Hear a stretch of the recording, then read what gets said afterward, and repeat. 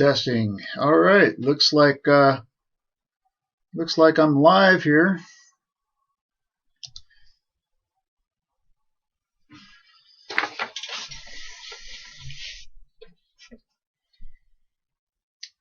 Just waiting for this thing to.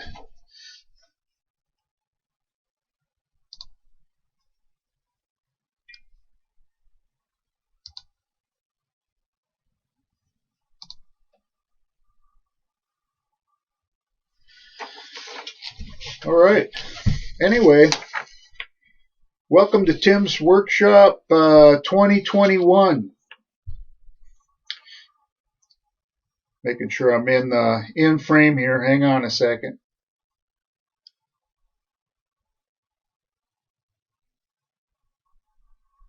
There we go. Let's turn the camera a little bit here.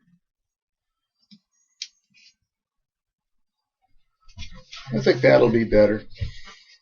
Anyway, welcome to Tim's Workshop, TJY 2021. Looks like Amanda's on here. Hi, Amanda. I'm a little late on this. I usually do the yearly welcome the first week of January. So, anyway, it's February now. So I want first off, I want to thank everybody who's hit the subscribe button this last year and this year. It helped me. It helped the channel go over 500 subscribers. Currently, I'm up over 560 right now. So my goal is to get up over 1,000, hopefully, and that way I can go live with just my camera and not have to have it hooked up to all this and have that and this and that. It's kind of a hassle to go live. For those of you that have tried it and not had the hookup through YouTube with just your cell phone. Anyway, once I do hit 1,000, I'm thinking about getting some hats and shirts and stuff like that and have them available for you guys.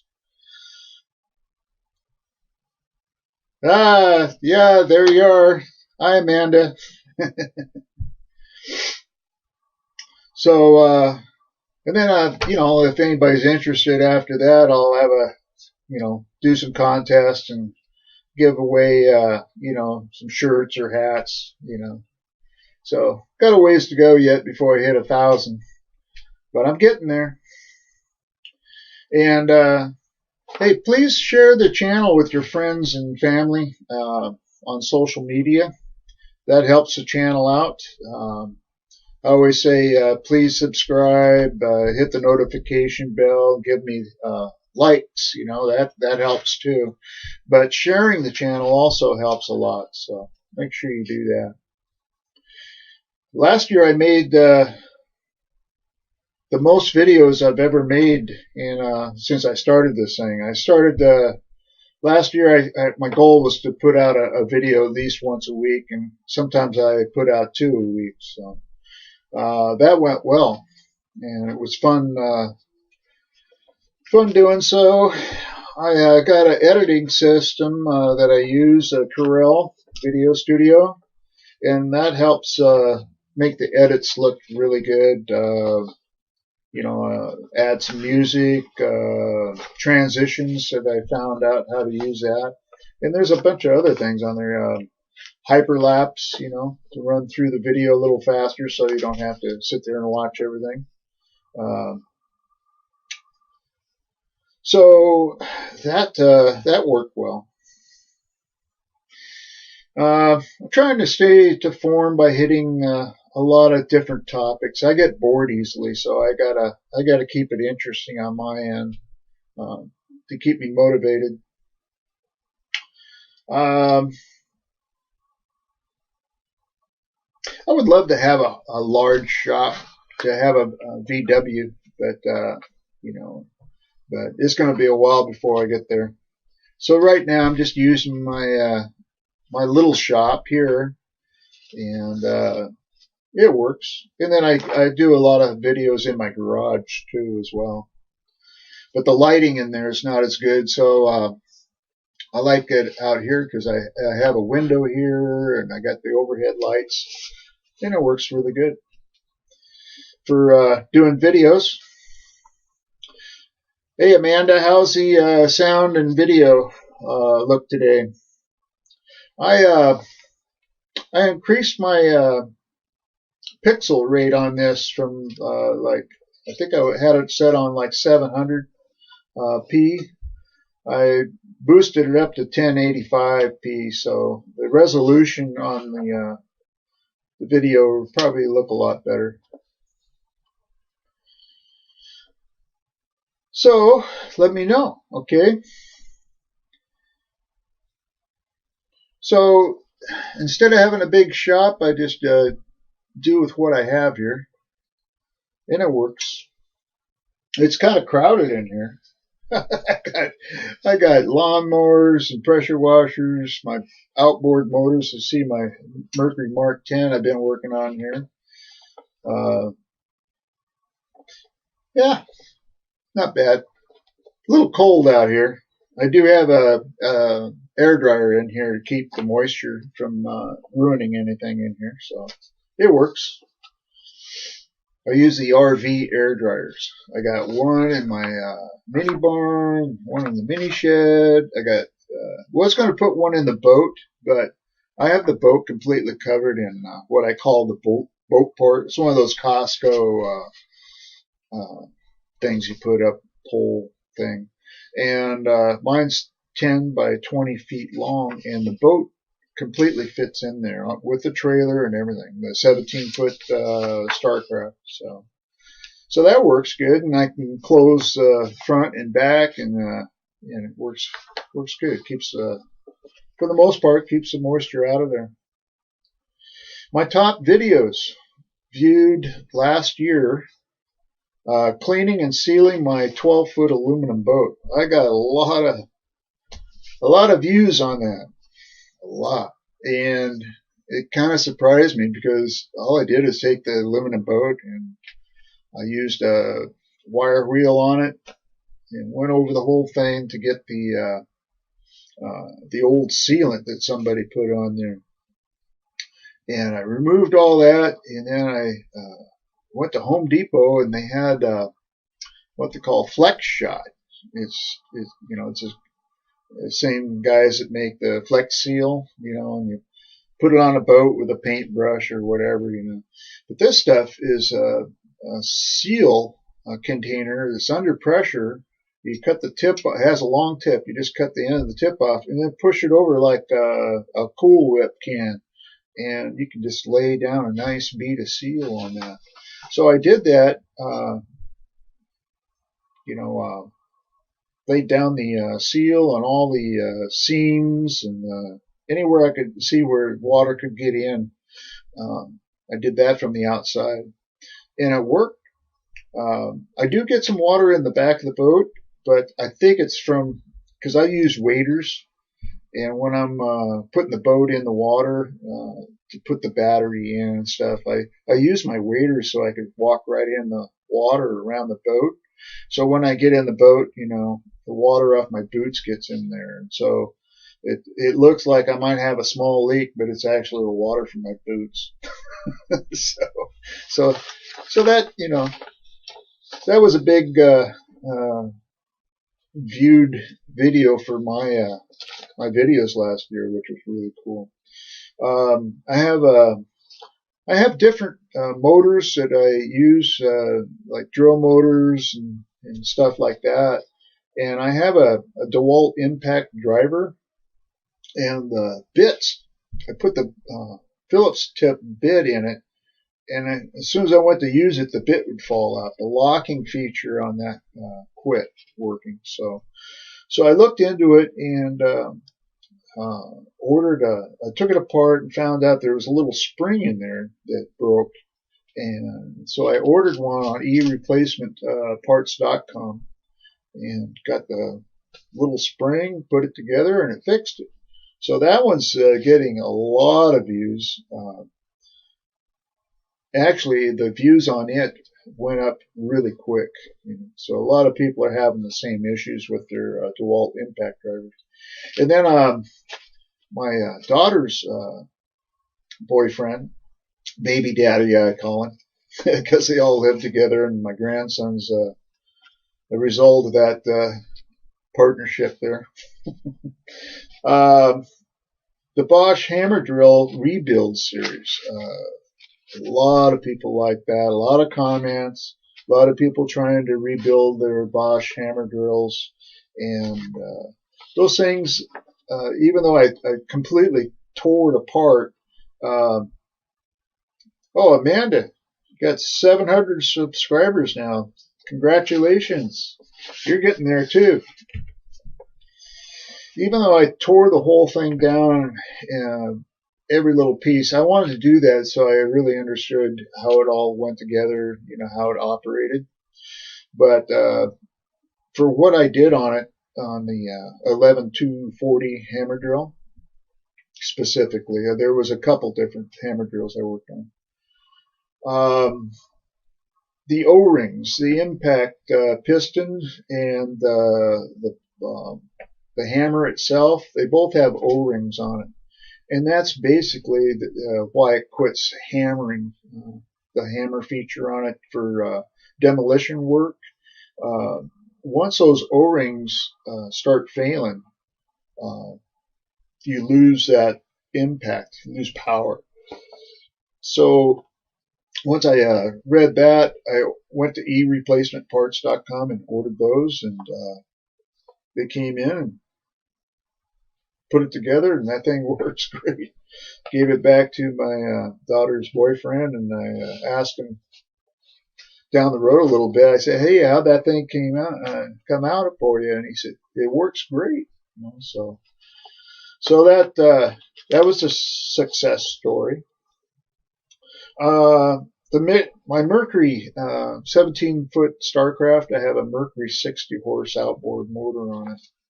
And I've gone through everything on that, it runs great. It's a oil injection, 1996 Mercury 60 horse outboard motor. I'm not sure if it's a Bigfoot, but from what I've read, those motors actually were for putting on pontoon boats. They have a lot of low end torque, and they can handle a lot of weight. But they're not for not much for top end speed. Mine goes up to around 35, and that's plenty for that 17-foot Starcraft boat. Plenty of power, But and it would be good for water skiing too, because it has a lot of get up and go, So. But top end speed, no, not for that particular use. So I had a fuel issue with it, and so I did a video on that, and that one got a lot of views also. A lot of people have the same issues with their Mercury outboard motors. That one turned out to just be the fuel hose. So make sure you have good fuel hoses. I'm talking about the fuel hose with the squeeze ball on it. For one thing, before you start those engines, always squeeze the ball up first. I wasn't doing that. I would just hook it up, squeeze it, a few times and test it out here, and then that was it. I just left it hooked up, and then when I went to go launch the boat in the lake, I didn't squeeze the ball, and the thing just it didn't run. I mean, it ran, it started right up, but when you went to go hit it in, get going faster, it would bog down. It wouldn't get up and go. But I found out that the squeeze ball had a lot to do with that. You have to pump it up first. Got to make sure all the carburetors are, got fuel in them. And then once it starts up, then it maintains that fuel in those carburetors. You don't want to have air in the system. Another video that got a lot of views is how to install an RV cover on the roof. without having to climb on the roof. It's dangerous climbing up on RV roofs, so for one. So I figured out a way of doing that without having to climb up. So that got a lot of views. I got some other RV videos. What I do is I have videos that I specifically set up in series. So if they're related, like the Bosch hammer drill, I have that on a playlist. And for those of you that would click on a video, you can actually start the playlist and watch the first video all the way through the last video. And I did that with the Mark 10 here. I got that set up that way, and plus my RV videos. So check that out. The Mercury outboard tilt and trim rebuild. Got a lot of comments, a lot of people trying to rebuild their Mercury, their outboard trims, tilt trims, so they can get their engine up and down. So those things are really super expensive, the unit, and so if they go out to go buy another one, you're looking at probably a couple $1,000 just to replace it, you know. So if you can repair them yourself and you have the tools to do it, that turned out to be a good video for that. This year's videos, well, as you saw, I got a little mini welder, and I've been trying that thing out. So that's good. But I got some repair work to do with that welder. One is the pressure washer here. The wheel bracket fell off of it, so I just put screws in it temporary. But now I got a welder that once it warms up here, I can get that and weld on that bracket like it's supposed to be. Whoever made this pressure washer, they didn't really weld those things very good, really bad. So I'm going to do a better job on it. The Mercury Mark 10 here, I'm going to be sanding that down and painting it when the weather warms up here. So that series isn't over yet. I still got some work to do on that. Let's see. Then I'm going to take it out for a test run on the 12-foot aluminum boat, probably late March, April, around then. I got a neighbor down the road too that has a Suzuki 8-horsepower outboard. He says it's froze up, so I told him I'd come down there if he didn't mind me shooting a video of it, and we'll see if we can freeze that motor up. Hopefully. If not, it's a boat anchor. So he could use it for that, I guess. He could just throw it overboard and do some still fishing. One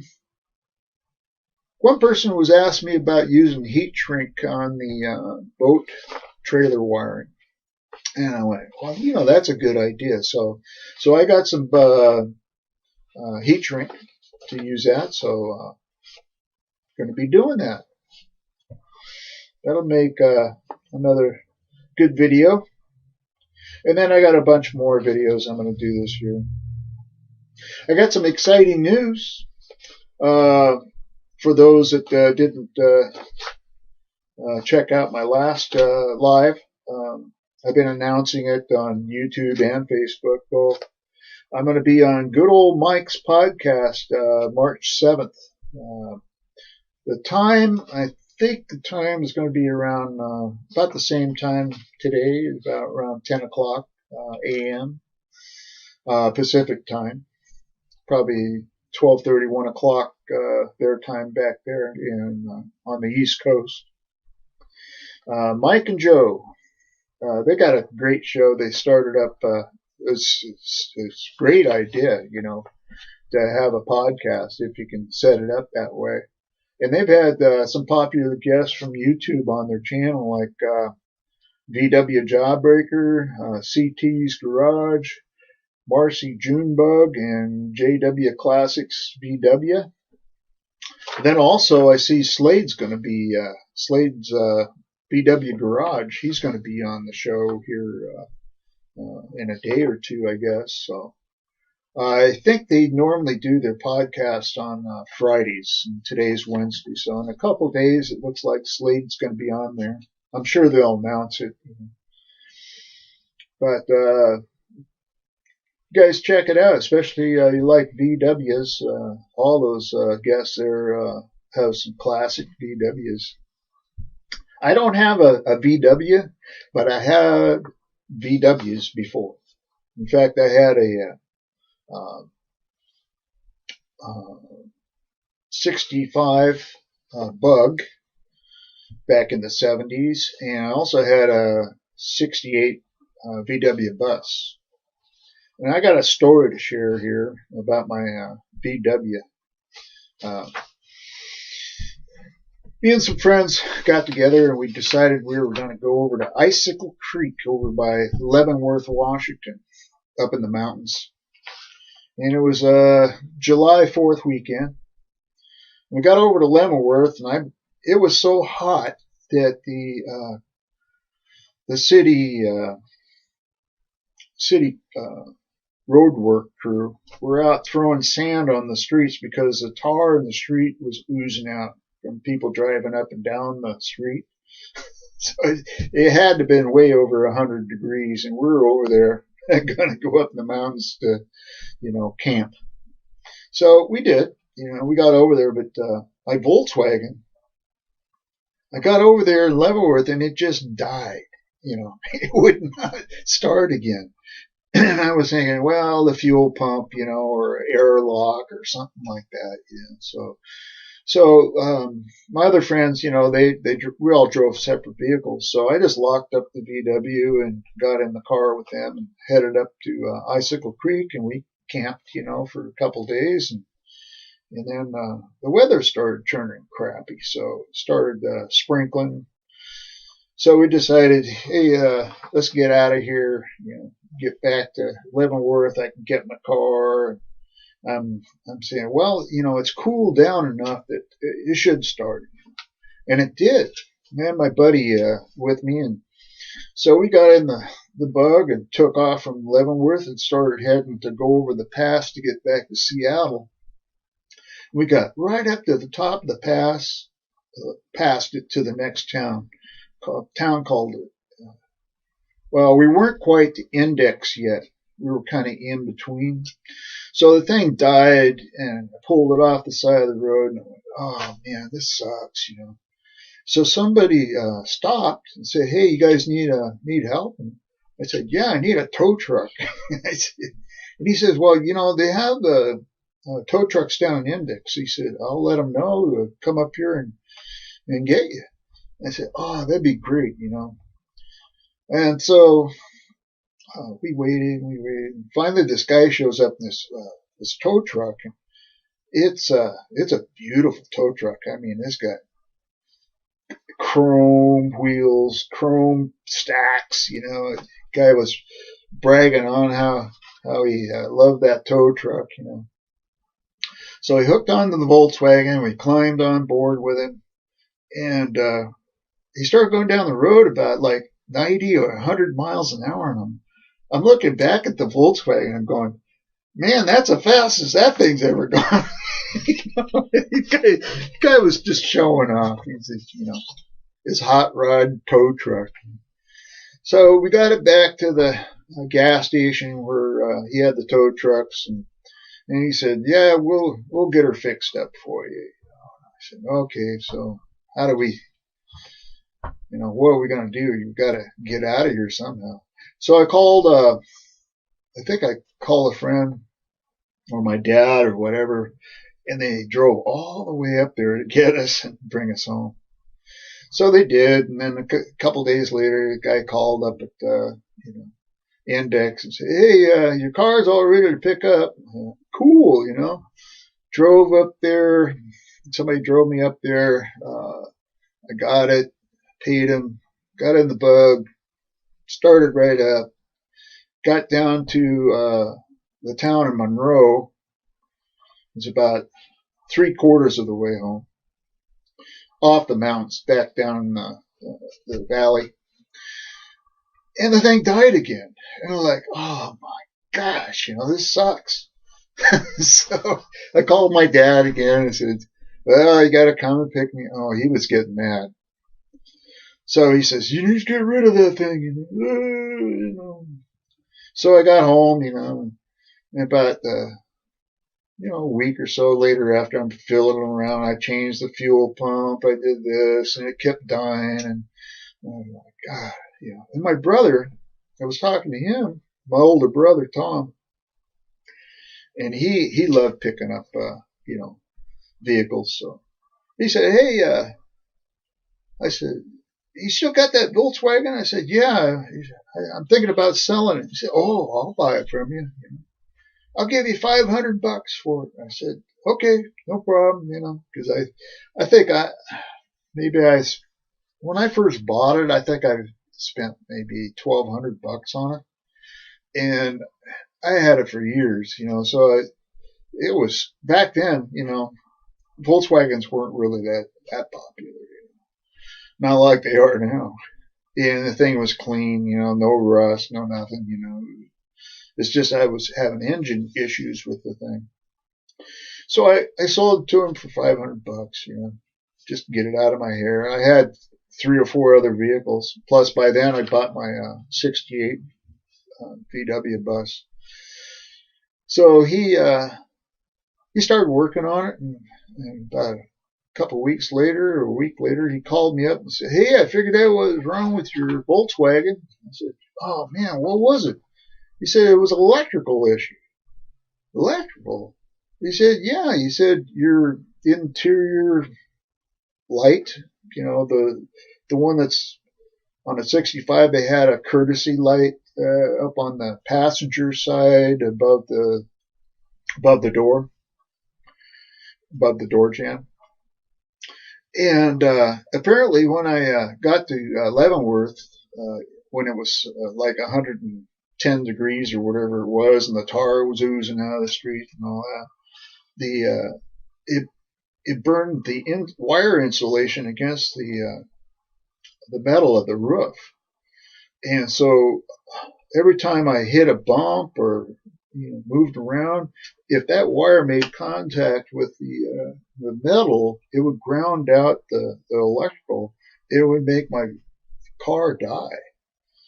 And then when the car cooled down or whatever, it would start again. I don't know how he figured it out, but anyway, he fixed it and never had a problem after that. So that was a weird one.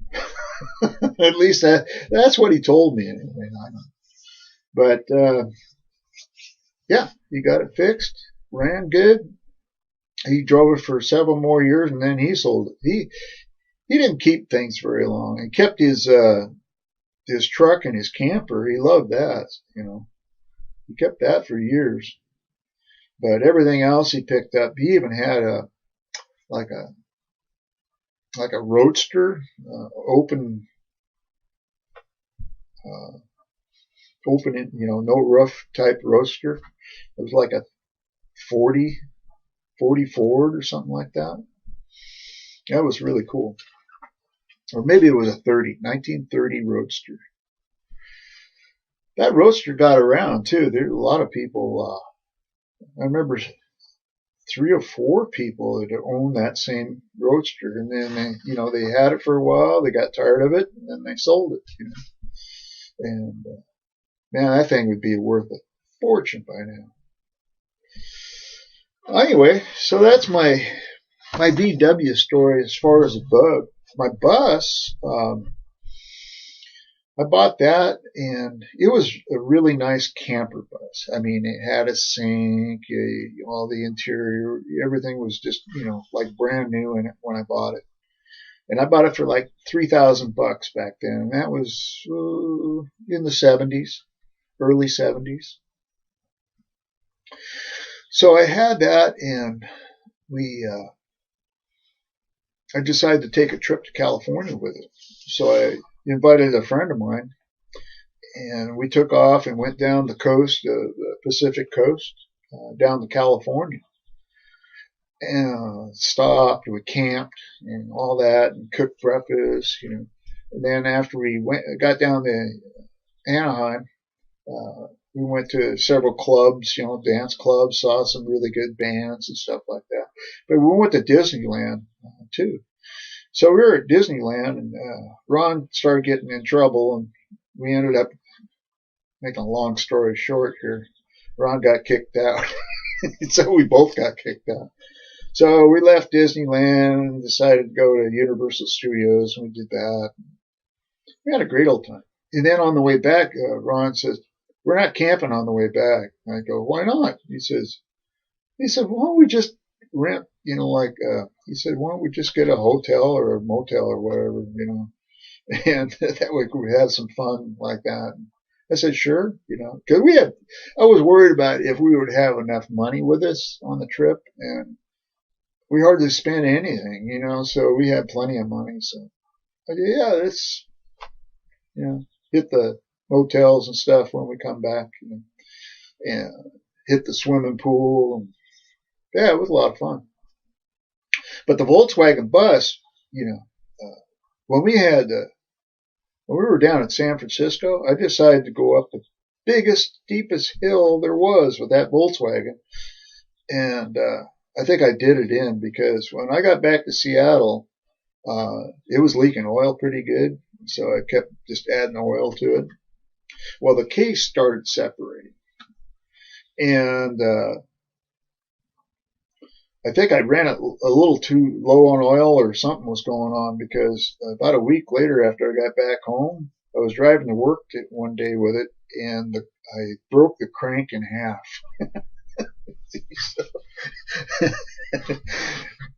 Yeah. So that engine was toast.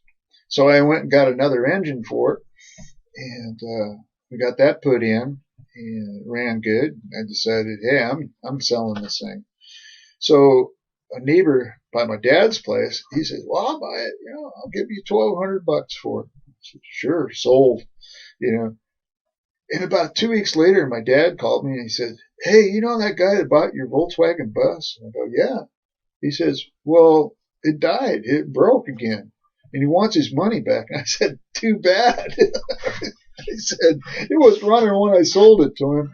It died on me. So if it died on him, he's in the same boat. He can go back to where I got the engine and deal with them.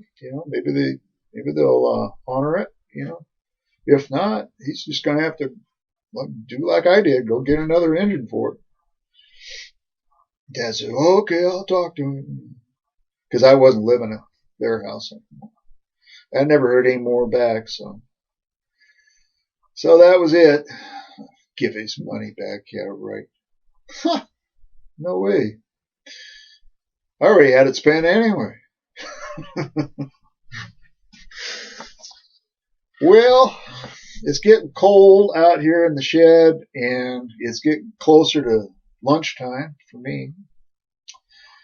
I just wanted to say hi to everybody and give you an update on what I planned on doing this year with Tim's Workshop. And I wanted to thank everybody for subscribing. It's a lot of fun. I enjoy doing this. Hopefully this live came out good.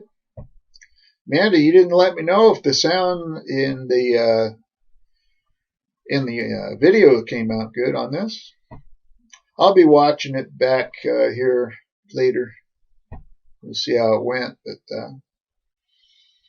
my next video, I got actually, I got 2 videos coming up. I got one on going over how I wired up the 220 for the mini welder on the house. So one of the subscribers asked, "Hey, how did you do that? Can you do a video on how you set that up?" And so I just finished that video, or I did the video. I'm still editing that video.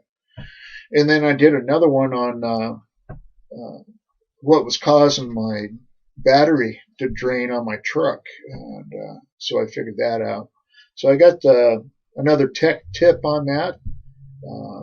Also, my daughter's car had the same issue, but battery draining, but different problem was discovered on that.